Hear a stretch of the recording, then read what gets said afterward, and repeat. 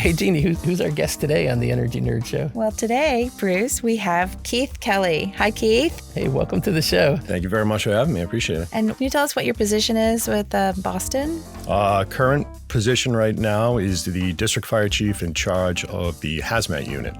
Okay. Prior to my position with the HAZMAT team, I worked as the assistant fire marshal out of our fire prevention division, which is where a lot of the energy permitting and information really just started flooding through my door as Boston is ramping up towards obviously going as green as possible, and the energy storage is really starting to come alive in the city, and it's all brand new, and so I'm learning as much as I can as quickly as I can. That's great. And what sort of information? It sounds like it's just an overwhelming amount of what kind of things? There's a popular phrase in the fire department with this where it's like, I'm building the plane as we fly it. That's really scary. It is, yeah. I'm sure you know technology in this field is changing rapidly. And what we're having the hardest time with is the fire code behind that to keep everyone safe with this technology cannot keep up. Right. And so our NFPA, the National Fire Protection Agency, guidelines and codes that they put out is on a 3-year cycle. So as you can imagine, as technology rapidly advances, our code cycle is crawling behind it. It's like different battery chemistry, different designs, different... The designs, the power, the output, the gases, the chemistry, it's all new. Mm-hmm. And we're developing that code as the technology advances. And so trying to keep up with it it's challenging. The other thing is there's no historical data behind it. So we're learning from mistakes, obviously. Right. But there's only been 5 or 6 years of mistakes. It's not like fires have been going on since the dawn of time. Well, we know this works and this works and this works. We're going off of the last couple of years and trying to learn how we can keep everyone as safe as possible with not a lot of experience behind it. So we're trying. So I'm really sure that there are responsible adults and organizations and smart people thinking about this. And I'm one of them, so be careful. I don't know about that. We joked about this off air, and I said, if you had asked me 20 years ago where I thought I would be in my fire service career, on a podcast talking about energy storage is nowhere near that. If someone said in a burning building, maybe. It wasn't too long ago that I was, inside. My safe zone, which is a building on fire. Now I'm sitting in a podcast room and I'm sitting in front of city councilors and politicians and architects and designers and these fantastic and brilliant engineers. And I have to sit back and tell myself, okay, they know a lot about what they're doing. I know a lot about what I'm doing, and we just have to find that common ground so everyone can stay safe. That is so important. Can you tell us more about what you do, like what your job actually, what you do, like what is day to day, and what are you responsible for? So day to day operations for our HAZMAT unit, we have a small unit of guys who are responsible for responding to any sort of hazardous material leak in the city. Mm-hmm. My role more with the energy storage is kind of unique because on a 1,450 member department, we have a handful of members who are really interested in learning about this. We do not have a energy hazard response unit like some departments do, because the city of Boston is now getting these. And as we're getting them into our permitting system, we're figuring out what we need to develop within the department to have that response. And so I'm one of the members trying to figure out what do we need within this department to make sure that the citizens of Boston are safe, and the development of all these energy storage systems that are being kind of, I don't want to say flooding because we only have a handful so far, but we know there are more on the horizon. So we're really trying to be proactive, which is kind of unique in the fire services where everything is a lot of reactive. I don't want to say decisions are made based off of reactions, but they are, you know what I mean? Like, all right, what did we learn from this? Wait for something really bad to happen. That's where fire codes came from. Mm-hmm. The whole reason we have fire codes is because something went horribly wrong, and we said, we got to make sure this doesn't happen again. So before that can happen with any sort of energy storage system, we want to be in front of it and say, let's not let that happen before we decide what the code should. Yeah, I'd imagine it's also learning from other places. So that, if the accident shouldn't have to happen here to learn from it. There was some really big accidents across the country and really across the world with energy storage systems that were large, hundreds of megawatts, and inside a contained building, and we realized that wow, that's really dangerous because for us as a fire department, access is everything. If we don't have access to it, how can we help? Okay. And so if you're putting large containers of energy storage inside of an enclosed building, the access part of that for us is really written off because it's just too dangerous for it to go. So now you see that transition from, all right, well, now we're going into the more Connex style exterior boxes, think like a tractor trailer truck size of energy storage systems. They're putting them out in fields. They are in unincorporated or industrial zones. Access is not an issue, and the surrounding public is not an issue because they're in that unincorporated zone. And that's the other thing that we're working with as well is setbacks and zoning. And this is all stuff that has never been written before. There is a group of us, that have been working on this now for the better part of a year with my involvement as well, getting in front of everything and just saying, hey, who's in charge of zoning this thing out? Can I tell you why this could be really bad to put in this neighborhood in the city of Boston? Can we move this out here? Let's not put it inside. Let's put it outside. Let's not put it in a basement. Let's keep it at grade level. And we've had great success with that. And it's the relationship building and the networking that hasn't happened until now. This, we haven't had to, and it's everyone's buying in, and it's really nice. Yeah. Well, I have a clarifying question because I feel like there are lots of people who have a Tesla Powerwall on their inside their garage wall, or even in their basement or in their barn, and then you're talking about these container size energy systems. So can you tell us a little bit about how you see them? So think of it on almost like three different levels. A residential level where you have your Tesla Powerwall, preferably on the outside of the garage, not inside. But as long as it's on a 1 hour failure rated wall, we'll be all right. Okay. And then you have a commercial grade, something to run a building. And then you have the utility grade where it's directly hooked up into the electrical utility company to put power back into the grid. Okay. So even on the small level, again, what we're trying to get ahead of is fire departments respond to report of a car fire and they pull up into a garage. The garage door is shut and they assume the car is on fire in there and they open it up, but it's not. It's a battery. It's a battery. It's a Tesla Powerwall, which gives off, man, this sounds scary. And I know. And I try to explain, we show up on people's worst days. And I don't want to be the doom and gloom guy, but this is our job, right? We're the insurance company that no one wants to have to use. And so it's scary, but I try not to scare people out of it. That's not what I want to do.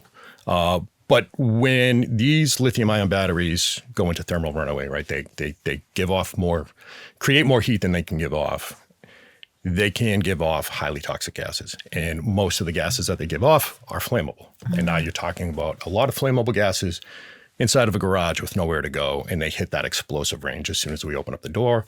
All it needs is an ignition point, and it can be a violent explosion. So again, I see the look on your face. And I get it. It can be scary. And if you've seen the videos, there's fantastic training videos out there where they've done this, just so people can see what it looks like.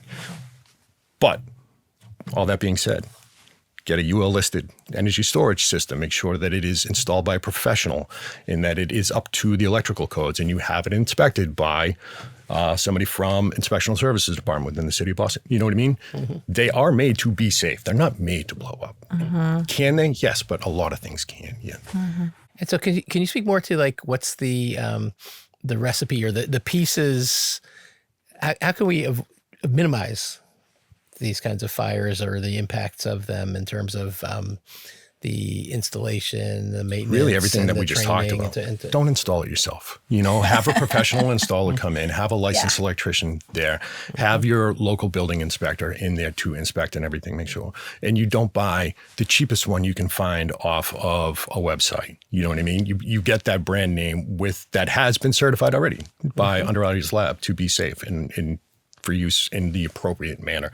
That's the other thing is a lot of responses that we'll do are on the smaller side for lithium-ion batteries and energy storage. And it's when people Frankenstein their own energy storage systems and they don't have a battery management system attached to it to realize, hey, this is giving off too much heat. I got to stop powering this up. And it doesn't. And that's where the fire starts. So it's use it how it's supposed to be used and have it installed by someone who's authorized to install it. And that should. Yeah, I'm sure the manufacturers and the companies selling this don't want fires. No, and I'm and I mean, without checking, I am sure it says warranty is voided if not installed properly by a proper. Again, the proactive thing, like I'm kind of proud of this part of it because, like I said, a lot of what we do is reactive. It's based off of something that already went horribly wrong. Understandably, yes. The Tesla Powerwall in the garage. So what we are doing now with the Boston Fire Department and ISD Electrical is when they get their permit application, because they're someone who's installing it is doing it properly, and they realize, okay, this is a Tesla Powerwall or an energy storage system, residential grade, that's going to go into the house. They will then alert the Boston Fire Department, hey, we got another one of these. We're going to go inspect it. Would you like to come with us? And then not only that, we can then input that information into our computer-aided dispatch. So when the companies in that sub-district are responding to that house and their address comes up, in the notes section, it will say energy storage system located in garage, use caution, stuff like that. So, or in the basement. And it's going to be, and they're already starting to pop up in residential buildings. Hospitals want them because it's uninterrupted power services, financial systems. You know what I mean? Anyone with the need to have constant power instead of a diesel generator, we can have an energy storage system. So we're seeing more and more of them. And the best thing that we can do is track them, know where they are, know what we're getting into as a fire department when we respond to keep the guys safe. Do you know where the solar houses with solar panels are? I mean, we have solar panels on our roof like 15 or 20 years ago. And I know that we needed like a emergency shut off on the exterior. And, labeling of things. That has not been tracked that I am aware of. However, depending on where you are, right? If it is residential, a lot of times you just look up. Now, we're also sending part of the protocol, part of the procedures that we have on the fire department in Boston anyway is, especially in a residential, if there's a fire, somebody's going to the roof. And as soon as that person arrives at the top of the ladder, they see it, they call down to command right away. Hey, command, solar panels on the roof. So that is an immediate notification from the first person who sees it. Electric cars are like rolling batteries. Yeah, man, that's a whole nother podcast we can get into. We'll leave that out. Well, no, but it's true because the same thing with energy storage systems is the same thing for EVs and parking structures especially, right? So parking structures have codes that were written for ICE, internal combustion engine cars, right?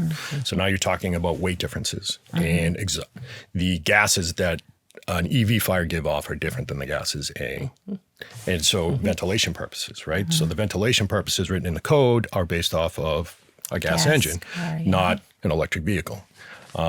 Suppression systems now are being required to be put in whenever they're I'm almost positive. I don't know if I want to say without fact checking, but I'm almost positive if I remember correctly.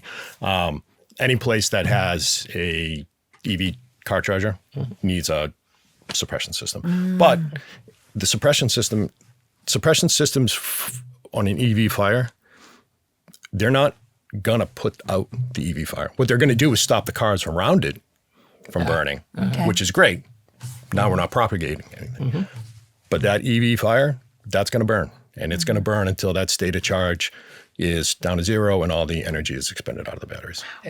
And I heard that the ventilation, you said that the ventilation codes need to be updated.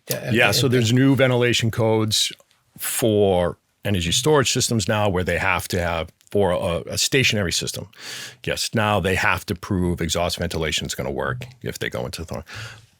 That hasn't happened yet in parking structures for EV cars. So the majority of cars and parking structures you pull down and you see a whole line of electric cars charging. Mm-hmm.